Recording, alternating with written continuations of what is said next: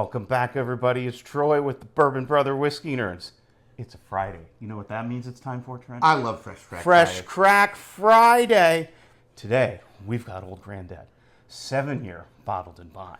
We are pretty good at finding these new releases. Yeah, we actually have And been. again, we've said this before, all of the stuff that we review, we're not cool enough, and that's okay, to get samples from distilleries. We'd love to be, so like and subscribe so we can get there, but we bought this. Not expensive. No, right, it's $40. $40. Yeah. One thing that's interesting is this, just so you know, this is a Jim Beam product. Yep. Now, Jim Beam does have two mash bills, a lower rye mash bill. That's the Knob Creek stuff. And if you're into Jim Beam single barrel and white label, those are the lower rye.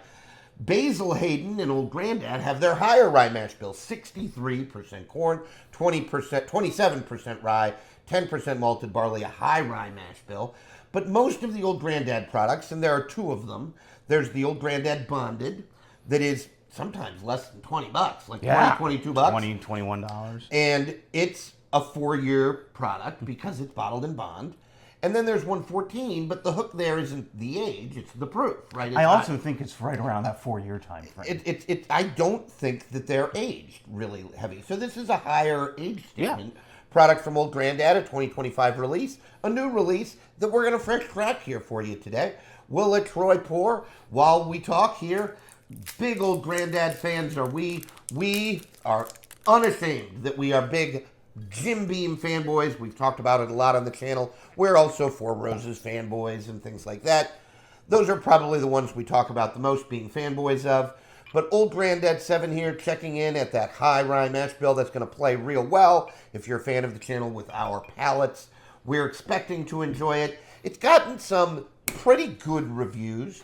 And we did find it in Pennsylvania. I'm actually sort of surprised almost that we found it in Pennsylvania.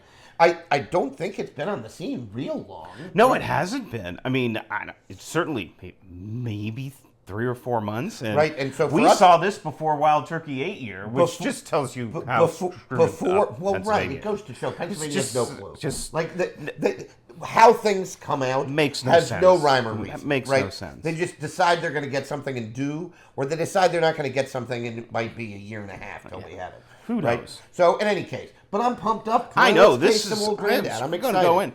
You know, bottled in bond, so coming in at 100 proof. Boy, it smells real good. Ooh. Boy, two things that I like right away on the nose. High rye and Troy, unashamedly a Jim Beam product. Yeah.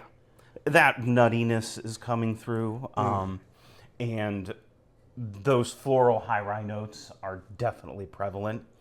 I love the backdrop here of the nutty, roasty toasty, The coffee toffee, roasty toasty. And citrus, Trent. There's citrus on this, and that might be some of the floral notes that I'm picking up on. Yeah, but you're right. There's I want to say orange. It is more orange. It's not bright. It's a little more subdued. Right. Think of like a roasted lemon almost, like that you have, with chicken or something. Like citrus on a grill. Yes, or something, right? absolutely. It's almost like they expressed lemon. Going to round out some of that sharpness of the citrus and just give it a little bit more depth. It reads as a very high rye offering, and unashamedly so. With that 27% rye, that's not really a surprise. Gotta tell you, Trent, it smells really smells good. Now, I'm not getting loads of oak, but it is there as a backdrop. I think that it reads a little bit older. And maybe we'll pour some 114 and maybe not even today, but at some point we could comp it with some 114 and see how we feel about it. Obviously, I think one of the, I hate to say critiques that the Old Granddads get, both bonded and the 114, is that they're a little young. Right. And that maybe they are. And truthfully, they probably are. And that is going to present, I think, as a little bit of harshness and roughness. Right. So I'm expecting this to be a little more rounded, a little more balanced. A little more depth. Correct. Right? Like just more there, as we like to say. And so that's coming across on the nose. I'm not getting a lot else. It's pretty straightforward. Like, all of the notes are right there. It's hard to miss that orange backdrop. It's hard to miss some of that sweet oak presence. There's this faint butterscotch on here. It's hard to miss the roasty, toasty coffee toffee. The butterscotch is a good note. Yep. The sweet notes are, I think, a little darker. Butterscotch, molasses. Yep. It's not quite as simple as just brown sugar, vanilla, right? There's some of that there, but it's a little bit more developed. Boy, it smells fantastic. You know what? I'm going in. Cheers, everyone. Happy Friday.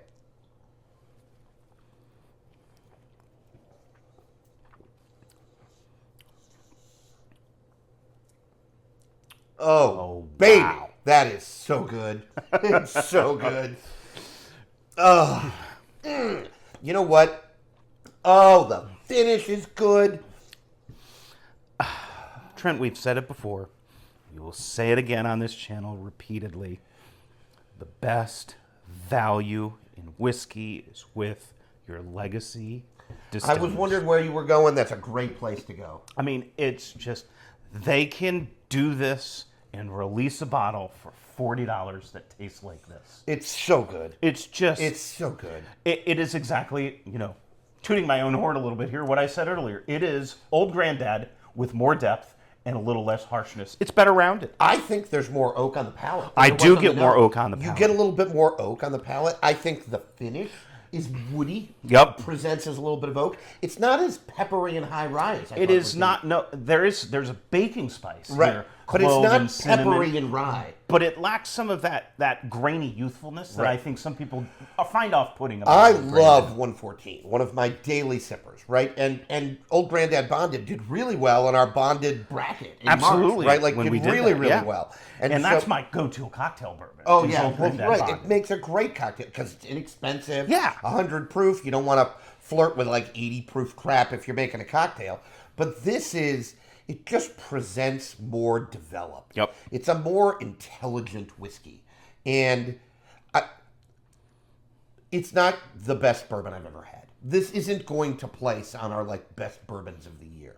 But as a new offering from a legacy distillery for $45, like, come on, people. I don't know. We say this a lot on the channel. Like, if you're upset with the rising cost of bourbon, and we could put after the rising cost of almost anything. ... Everything. All the things. But bourbon's on that list. Then the flip side of that, as we like to say, is that when legacy distilleries do something like this, where they release a new product with a nice 7-year age statement for a bargain basement, not quite bargain basement, but a budget price, right? 7 years for $40, that's very, very reasonable. We need to honor that, and we need to call that out and compliment that. This drink's so nice. What I like about this too, Trent, is you know why you're spending the extra $8 to $10, $12. You can taste that. Oh, it's richer, it's denser. The mouth feels better. The mouth feels better. It's just a really well composed, thoughtful high rye bourbon. It is truth in advertising. Yes. If you've had Old Granddad Bonded, if you've had 114, and I like 114, the finish is better with this. The finish with 114, I think, mingles with the proof a little. It's the ethanol punch. Right, yeah. That mirrors the finish a little. So I'm not really sure if that whiskey has a great finish or it's just the proof and the Kentucky Hug. This has a finish. It's not a Kentucky Hug because it's only 100 proof, like only. The proof point is right in that good range. I love the space between like 95 and 115 as a proof range. It's such a sweet spot to be in. It is. I'm a sucker for a bottled in bond because I know what I'm getting. Well, and the history there is fun. Bottled in bond, Bottled in bond, all very cool. Taylor, all really neat, very stuff. Fun stuff. And so I love everything about this.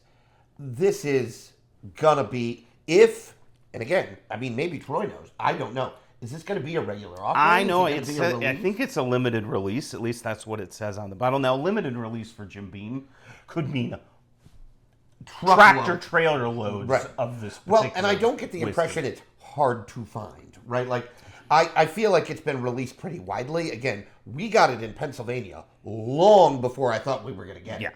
Like, maybe Troy disagrees, but I don't think he Oh, does. no. I was surprised we got one as quickly as we did, given that we're in Pennsylvania with the liquor control, and things can tend to come slowly here. But it drinks exactly as you would expect. If you're into high rye Jim Beam products, this drinks like a high rye Jim Beam product.